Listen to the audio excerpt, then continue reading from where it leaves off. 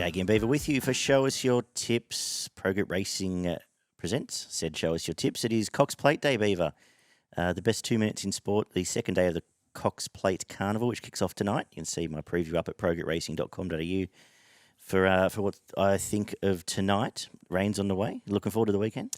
Yeah, looking forward to the weekend. Cox Plate Day is always a good day. Good day's racing.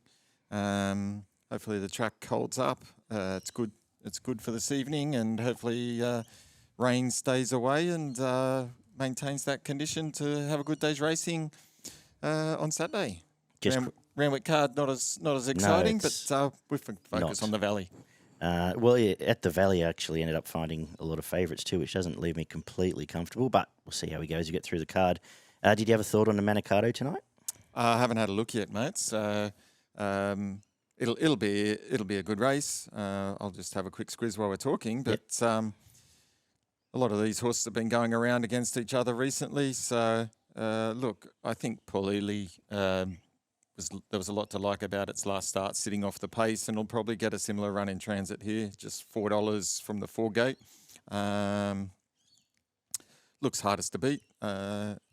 Luck in running. It's probably not an overly deep Manicato. I think there's probably, if looking at the field, the main 4 in the market look to have the main chances. And 3 of those have been racing against each other last start. So that's how it looks. That's how they've priced the market. Good race. Yeah, I thought Bella Nipotina was sensational last start, 3 wide there on the rails day. So now drawn inside, it's gonna have a real crack at the race, I think. So yeah, it'll be interesting because it's probably going to sit behind Coolangatta. Yeah, and have a soft throw. And it's going to have to be hunted up to hold that position in the 2 gate. And if it gets 3 back on the fence, it's probably dead and buried, and it's going to find it hard. And then it's got to sit on the back of Coolangatta and get the split. And just depends on where, Best of Bordeaux is probably going to come across, sit on the outside. So probably Paul Ely gets the run 1 out, 1 back, or 1 out, 2 back, and swoops at that time. So Nipotina's just probably going to need that little bit of luck, and if it gets held up, the other might be just off and gone. Yeah, good quick analysis there. But we're going to talk predominantly about tomorrow, where the rail is at the moment still in the True. They usually review it after the fact, but I believe they've scheduled to stay in the True tomorrow. Rain's on the way. It's currently a good track, but there's lots of rain coming throughout the night. So I think by the end of 20 races tomorrow, you want to be off the rail and swooping. Yep. So we'll see how all that pans out. We kick off with a restricted English race for the 2-year-olds starting the day. Is there any of these first starters that caught your eye? Look, mate, it's a bit of a lottery. Good trainers, good jockeys, and some promising 2-year-olds. Maybe Mexico from the Freedman stable with J Mac aboard might be the way to go here. But probably one to watch and get a bit of a line on the track. Yeah, I've got Mexico on top. The Sydney form out of those trials already held up throughout the Melbourne stuff, and I think it'll be the same here. J-Mac books some intent there, save from Sydney. From Arkansas Kid, who has tried both jump outs have been quite nice and will run well, be on the pace. But as you say, I don't think there's any superstars here, but we'll see how the track is faring afterwards. The second is a 1,000-metre sprint, open handicap here. What have you made of this one? Yeah, interestingly enough, the 2 horses that I did come up with are sort of the ones that have firmed in the market overnight from when I did the form last night, and they were both Scissor Step and Esther La Rocca. I went for Scissor Step on top. I thought it resumed well first up, last preparation. When it flew home, it goes good first up. And I think this race sets up quite nice for it off a reasonably long spell. And we know Esther La Rocca goes well first up as well. First up, last prep, finished less than 2 lengths behind Bella Nipotina at the Valley over this course and distance. Good first up form and second up form, so it does its best work then and likes the good going. So it's the main danger, both drawn well. A lot of pace here if they all turn up, and I end up looking for Ashford Street, who get the camp just on the back of them. Complete wet tracker. Gets through the ground well. That was the other concern I had about the others in the market. I don't know how well the others get through the softer going. So I end up with it on top. And I thought the other one I went looking for was Ancestry, who we know at its best can greyhound around these tight tracks. Had some issues last prep. 5 trials leading into this. The last 2 were quite nice. So hopefully, if it's back on track at the 20-1 here, it might give you a sight. Probably, a fair bit of pace to be for a long spell coming here, but I thought it might be the one over the odds. The 3-year-olds step out next in a Group 3 red anchor for the boys, where the Sydney forms arrived, and I'm going to stick with it. Sweet Ride has been racing against the A-graders in Best of Bordeaux in secret before that, and it's been unlucky a couple of times too. You found it pretty much all the way through, and has been good. Comes to a very winnable race here. Gets through the ground, as we know, and it's going to run well. From Shalailed, who's a definite winning chance, gets through the ground as well, gets Nash. And I thought the overs, the forgotten horse here is Charlemagne, who is currently $16. Its stuff around the valley was all good, pretty good. It just had no luck at all. Nothing went to plan, and it dropped out last time. Pushes us forward here and may even get control of this race if it does, depending how inside rail is. I think it is over the odds, but yeah, Sydney form will be to the fore for the rest of this program, I think. Yeah, I've gone with Sydney form as well, but I've gone Shalailed. Third up here now, looks to produce its best run of the preparation, and the first 2 runs this prep have been good. It finished off nicely in a close finish behind Democracy Manifest, and then went to the Group 3 last start at a good price, and it was only a couple of lengths behind the winner Grand Impact. I think that now sees it well set for this, and genuine improvement. Gate 4 sets up perfect and hardest to beat. I thought one of the main dangers was Great Barrier Reef as well. 5th behind Giga Kick, which we know that form, and prior to that ran well up in Sydney. So I think it can produce a nice run as well. So sort of they were the 2 I was looking at. The Fillies step out in the 1200-metre Crockett up next, a listed race here. We've got, again, some Sydney form turning up. Is that the way you've looked? No, I'm not. I'm a big fan of Greece. Yep. I think it's packed with plenty of ability. Loved its first up win, and I think it will jump and run here, and it's a horse on the way up. Cool. I have stuck with Willinga Beast. We're going to get a line through Sweet Ride, obviously, in the red anchor. It's been good all the way through. Wet tracker. It fits this race nicely. Good draw, and I think he's going to give a real sight. Greece, it absolutely bolted on the wet. I don't know. I've got a feeling it may be better on top of the ground, but I have no evidence to support that. And is obviously talented and a nice style of horse. And one for your trifectas, Everglade, was a nice debut and could rail around and hold on for a place here. But pretty keen in these 2 races. We're going to see the Sydney form to the fore. The Fillies, again, step out over the mile in a Group 2 Fillies Classic, where I tend to have found a lot of favourites through this card, and it's left me a little bit uncomfortable. But Do It Lars did sit outside lead in Edward Manifold. I thought it was quite brave, as it was grabbed late by She's Lickety Split and some other talented horses who have come out well since. And I think has the option to either lead up here or sit 1-1 and get a really nice run. I think it's pretty much the obvious from. Market order, really Climbing Star. But I've got a feeling it may be scratched if it does get too wet, but it was a very nice debut. It's about it. Starian needs to win one, but it will improve out to the mile. Thoughts here?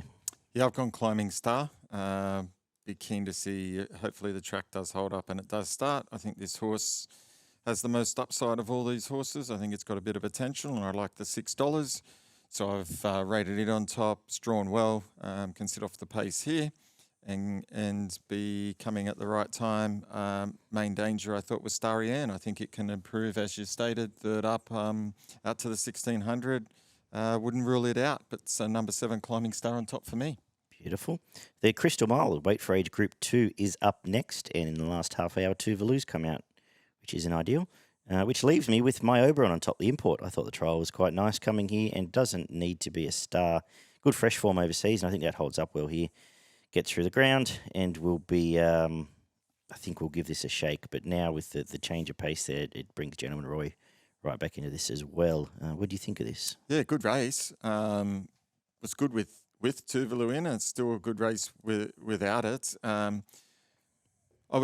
thought that my Oberon, depending on the pace, could get the sitting shot on these when Tuvalu was in. But now Tuvalu has come out. I like Visionary. I think Visionary will probably, Gentleman Roy, I suspect, will lead with Military Expert on the outside, Visionary straight in behind. So I'm hoping Visionario can produce at the right time and outplug them here. So I've got it on top with My Oberon and Gentleman Roy as obvious dangers. The Drummond Golf Vase is up next, Group 2. 20 over the 2040 for the 3-year-olds. Berkley Square was pretty good behind Golden Mile there, perhaps even unlucky. Comes here and is going to be very hard to beat. I like the draw by this stage today. Can just flow into this down the outside at the Valley. Has to get around Moonee Valley, but hasn't struggled all around Caulfield. If we're swooping, I think it's going to be very, very hard to beat from Virtuous Circle, who I've been with both starts and has been good both starts, and now gets J-Mac, which perhaps makes it a little bit scary. But Berkley Square's a good horse. Yeah, I think we'll see the real Berkley Square over the 2000 at the Valley on the weekend.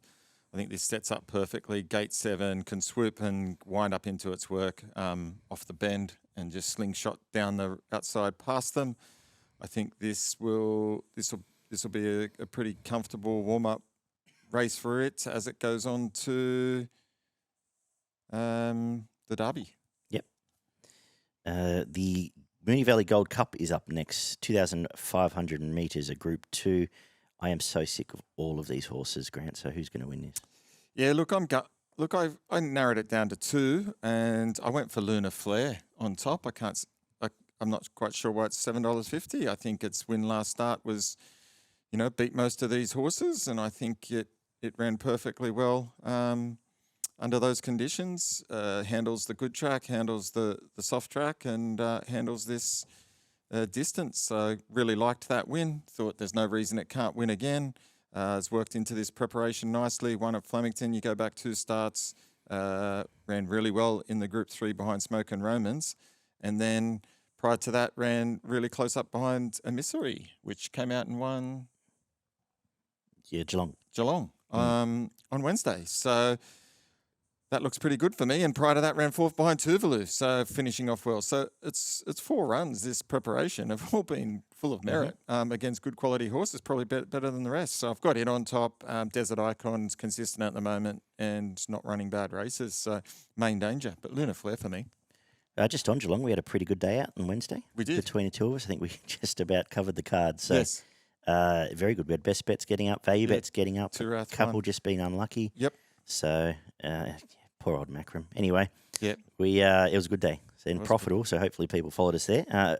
But just in terms of this race, I'm actually going to stick with Desert Icon now. It's had the 2,400 metre run, lines up to get a soft run here. It's as much a map bet as anything. Obviously, track pattern's going to play a big part by now. We'll get through the ground, likes the track, and should get a soft run here right on the back of the speed. Pisan is working back into some form. Has been good both runs, but it's been a while between drinks. Hasn't really recovered from that 4th in the Melbourne Cup a couple of years ago. And you've covered off the main dangers there, Lunar Flare, and I think Francesco Guardi's obvious. But I do think at the price, Desert Icon sets up quite well. The feature is the Weight for Age Group 1 Cox Plate, 2,040 metres at Moonee Valley. What have we got here, Beaver? Who do you like? Well, can't get past Anamoe. I'm surprised cannot. That's not even money. I think 6 to 4, $2.50 is pretty fair price, actually. Mm-hmm. I mean, it took care of these horses last start quite comfortably. I think it's further improved here. Gate 4 is perfect. Track conditions won't matter whether it's good, soft, or heavy. Goes well this track. Goes well this distance. And, second favourite Zaki, it's not the same horse. I'm just not quite sure. Don't know much about the import. El Bogaden, obviously got some ability, but first up here in a Cox Plate. I know it's behind the Melbourne Cup favourite, but it's going to need to be on its best to beat a horse like Anamoe. And then the others, well, they're just not going good enough. Yeah, and I thought that was a flat run for Anamoe last time. Yep. And it still beat them all. We got on the wrong leg. Took forever to get wound up, and then sort of won soft in the end. J-Mac obviously sticking. Should have won this race last year when I was keen on it. Then I'm keener on it tomorrow. I think it's going to run well, gets through the wet. And as long as it's there in one piece, I think it's going to be very hard to beat. And I've got El Bodegon as the danger just because it is A-grade European stuff and it always stacks up here and it's different form. It maybe needs a run, but trainer seems to think it'll handle Moonee Valley. It's hard to tell when you watch them on those big straights in England and then you have to see them get around the valley. Yeah, but they run 1,000 metres straight. Yeah, but I think it is talented and will run well. And I've got it as main danger. Only two I'm even going to consider looking at, really. But looking forward to it. Always love the Cox Plate. The Tesio Stakes wraps us up. The mile Group 3 for the 4-year-old and upwards mares. What a collection we got here, Beaver. Who do you like? I've got Roots on top. I think this is a good progressive race for it. The mile here, first two runs have been really good coming from Sydney. Waller gets it right with these types of horses, perfectly drawn. And this is not a tough race, so clearly on top for me. And then I thought some horses down in the weights and up in the market like Saigon and Savonia could run good races as well. It's sort of $15, $18, but really like Roots as well. Yeah, same. I've got Roots on top. Pick the right race to come down here. And I think you have to back it, given Agreeable's the second favourite, and I don't particularly have a strong opinion of that Adelaide form. And actually, I found the other one at odds here, Savonia will be I think it's going really well. It's 20-1, and it's going to be hard to beat. It gets through the wet okay, and pretty keen it can run a place at least. So I'm in agreement there. You've got a Moonee Valley Cox Plate quaddie for us. Yeah, it's going to be, you need something to pop out the ground here to get us a price because most of these last four favourites look super hard to beat. But nonetheless, we'll have a crack. First leg, race 7, number 1, Berkley Square. Number 2, Virtuous Circle. And number 12, Jenny Jerome. In the second leg, a bit more open here. I've gone number 3, Desert Icon. Number 5, Lunar Fair. Number 8, Serpentine. And number 11, Francesco Gardi. In race 9, the Cox Plates, I've gone number 2, I'm Thunderstruck. Number 12, El Bodegon. And number 10, Anamoe. And in the last, I have gone number 1, Solio Miss, number 6, Roots, number 8, Saigon, and number 10, Savonia. Excellent. Have you got a bested value for progretracing.com.au? Yeah, my value bet comes up in race 8, number 5, Lunar Flare, about $8 mark. And my best comes up in race 7, number 1, Berkley Square. I'm with you. Race 7, number 1, Berkley Square is my best. Struggled to really find some value, so I'll make it race 10, number 10, Savonia. And perhaps even race 2, number 2, Ancestry can have a sneaky return there. But, yeah, I think Savonia's the best value I found throughout the card there. We come up to Spring Champion Stakes Day at Randwick, where it's raining again in Sydney. Surprise, surprise. And apparently lots of it coming. But at the moment, the track's rated soft. It'll be heavy. The rail moves into the 4-metre mark. We'll see who stays in tomorrow, but we've got a 10-race program to get through, including a return of the highways and midways. We start with the 1,000-metre Kirkham Plate, where they've emptied the Godolphin stable and brought all their 2-year-olds to the races tomorrow. I just end up confusing myself the more I went through this race, so I don't have a strong opinion. For the sake of a tip, I'll have the Hawks trained Get Along on top. 2 quiet trials. Comes here, Pike on, could well... it looks a nice style of a horse. What can I say? But they all do. They've all tried pretty well. Yep. It's same view as you. It's pretty tricky here. But nonetheless, I've gone, for the sake of having a pick, I've gone number 7, Stanislas from the Cummings stable. One of them will win. I don't know which one, but that's the one I think will win. Generally, someone does win. No, one of them. One of those. Okay. One of the Godolphins will win. And we see Kintyre, the half to Fireburn, step out here in the same colours. But we get onto the highway up next, 1,800 metres benchmark, or class 3, as it tends to be here. Another deep highway field. If you had a look at this at all, I haven't, but I thought Lord de Sedimo looked a big price coming out of Metro stuff. Yep. But have you had a look at all? Oh, I had a quick look. I liked the run of Joel Murray last start. Got way out of its ground and finished off the best in that race. Come home hard. At the extra bit of distance here will suit. Nice little claim here. Probably can run well.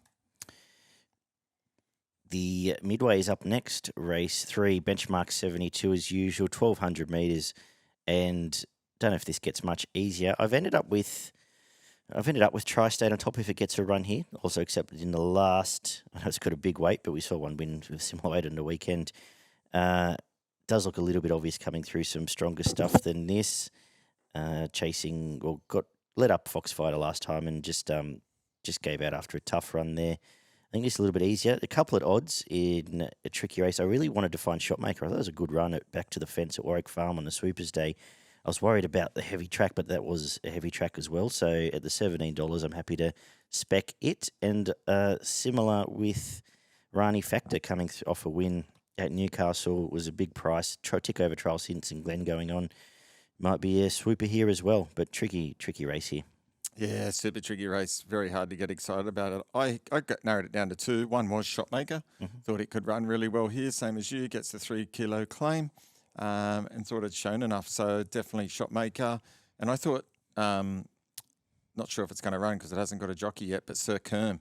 It's only had the 2 starts, and its first up run won its maiden, beat a horse called Floating who come out and ran a super race after that and won. And then its last start wasn't the worst race on heavy track at Newcastle. So I thought it could probably be improved. Second up syndrome maybe last start and could run well again in this. Race 4 is the mile. I've gone a bit off the rails after this. It might have been a hangover I had this morning when I was doing the form, but I'm outside the market for the rest of the day. Not so much here, though, but the benchmark 78 is up next, and I had to end up with Mahogany on top. I thought that was quite a good run. The pace didn't set up at all for it. Now gets Blake Shin, who feels like the perfect rider for it. We'll just get to the outside, and he should be able to nurse this up the top of the rise, and it should beat these from the 2 down the bottom there if they run. Naval Seal's a horse you've had some luck with in the past and had a feel on. It will resume here and run well. And Commanding was a nice resumption there. And Honest Horse. That was the 2. I thought this was one of the more straightforward races of the day, actually. Yeah, the 4 in the market here looked to be the most consistent and the major chances. I went for Mahogany as well. 2 starts back, I thought it was really good. And then, as you stated with the last run, it wasn't the worst in the world behind a horse that I think's got a bit of ability in Hosier. So I think this can set up nicely for it. And Blake Shin aboard, flying at the moment, hardest to beat. Another mile race comes up next with, well, here they all are. What do you do here? God help us. Yeah, look, if Purple Sector, you forget last run, it on form should win this race. I think it's going quite well. And I've got the main danger is Bonnie Ezra, the stayer resuming, because I couldn't possibly back anything else here. On a stayer, gets through the ground, and Fresh may run, give you a sight, and down in the weights, because I'm sick of all of these as well. Yeah, pretty hard race here. I wasn't keen on anything. Yeah, I'd probably stick with Diamill just on the basis that its 2 runs in this preparation have been better company than this. It was only 5 lengths behind Ellsberg last start. Ellsberg had beat these pretty easy. And Fine Point, where it was only a couple of lengths behind it, and it was credible again on last weekend. So I thought gets its best chance here. Doesn't win this. Put a line through it. What have we got next?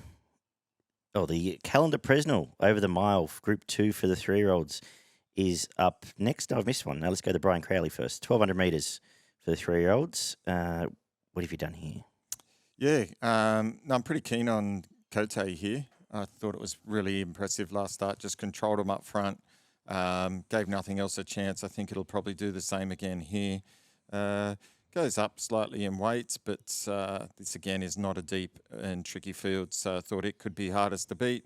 And I thought the resuming Thrombone is probably the main danger that would just get to sit behind the pace, and depending on the track condition, could be running on the hardest at the end. Goes well in the soft conditions. And been brought to Sydney for this. So that was sort of the main danger for me. I'd be saving on it. Yeah, this is a midweek race, so I've got Thrombone on top. The multiple Saturday winner, down south. All that form is pretty good. Ran into Giga Kick before it went out. And a really nice, quiet trial to resume for this. I think it's, will come here with a target and can get some further black type. From, you mentioned Cote, I have a concern coming out of midway form to a race like this, but there is no other form here. So it'll get control, get through the conditions, and will give you a sight. But I think, Thornbone can run really well here. Now the Callander-Presnell, the mile, $1 million for the 3-year-olds, where Golden Mile comes back from winning the Caulfield Guineas, comes to this race, which is a Wednesday race, and may well win by 4 lengths. Anything, Dad? Not really. I think that's a pretty good summation. Again, probably good price, considering there doesn't look to be a lot of chances in this. And, I kind of align this to sort of the Cascadian race last week where people were sort of, it was $1.70, $1.80, and I couldn't understand why.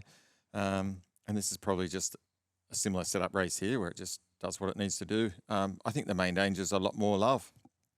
I thought it was good last week. Mm-hmm. Ran well, has been ultra consistent here, and at $8, probably one for the exotics. Beautiful. Race 8 is the Group 1 Spring Champion Stakes over the 2,000 metres. Not a bad little race. What have you done with this market, though? Not a bad little race.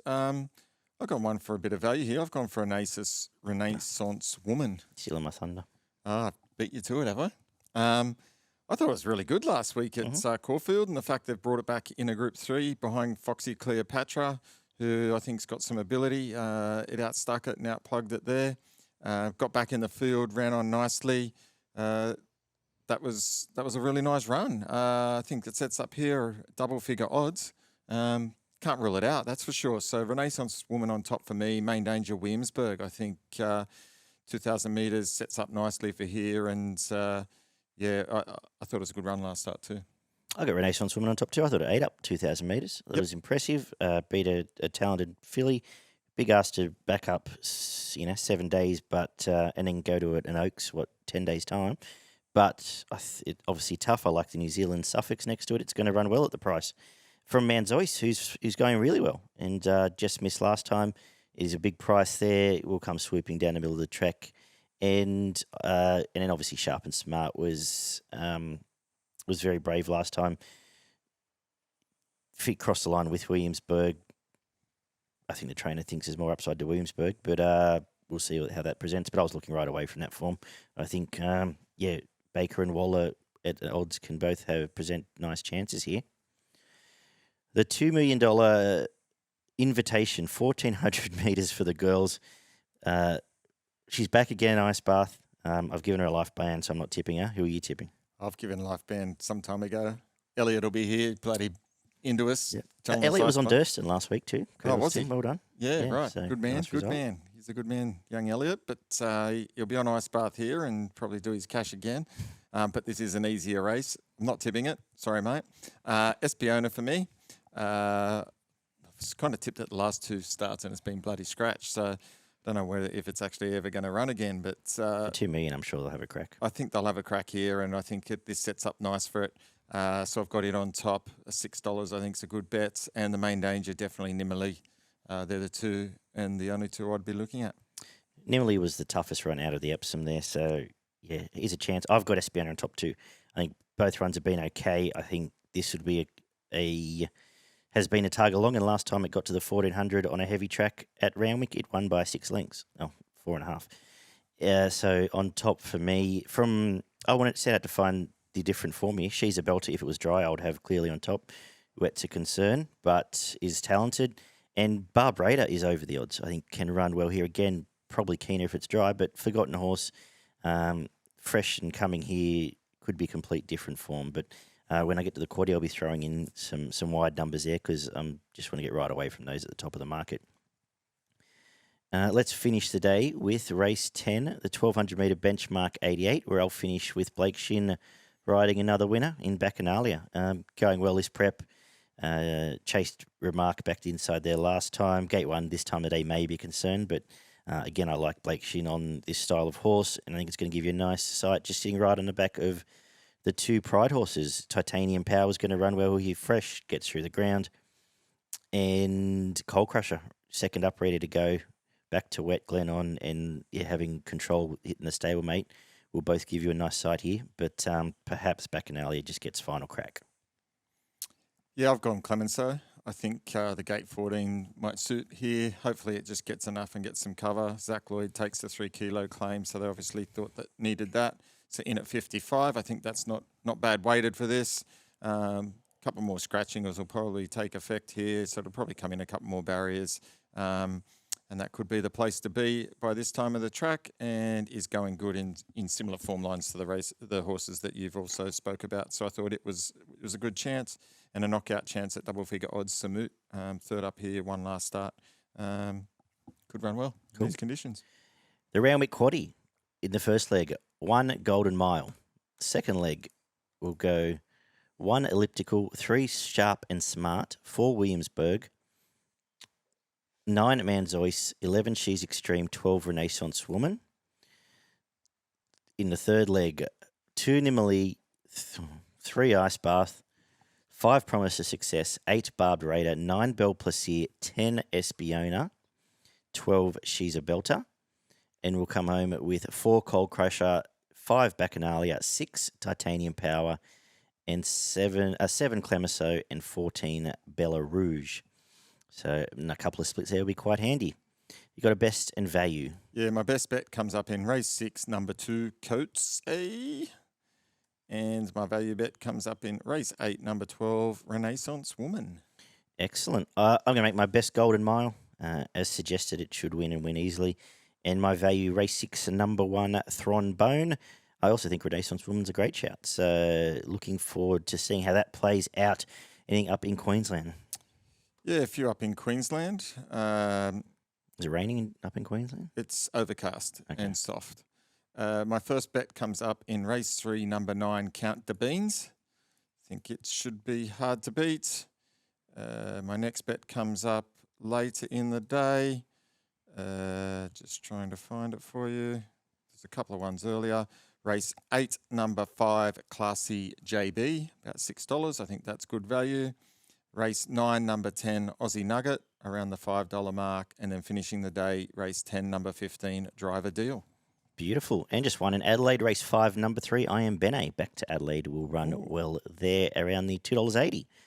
That's good. it. Progretracing.com.au. Check them out. Plenty going on there as we head towards Melbourne Cup week. Big week next 2 weeks. We've got midweek racing next Wednesday. We've got Derby Day next Saturday.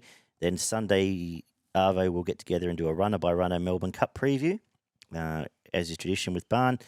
Full Melbourne Cup card, and then we've got Oaks Day Thursday into whatever's the last day of the carnival. Jesus. Or is it? Yeah, one more day, whatever it is. Emirates. That one. Yeah, the Emirates and the sprint. Yeah. Whatever they call it these days, a 3-year-old sprint. Anyway, good stuff, Beaver. Good luck. Good luck, punters. Subscribe. Find us on Spotify too, as we've mentioned before. We're back up there. And we'll talk very soon. Catch up.